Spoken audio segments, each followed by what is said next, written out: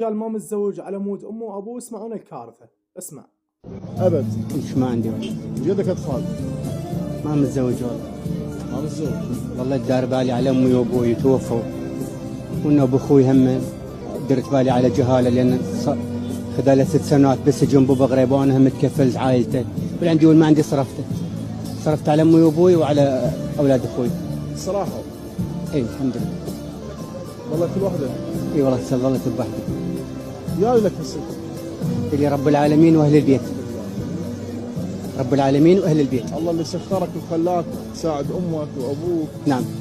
وهاي مو من نيه منك. لا، رديت جزائهم. اي رديت جزائهم، بس ما اوفيتهم.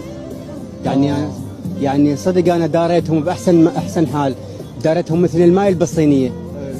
بس مع هذا اقول انا ما مجازيهم. لان تروحك من الزواج. لان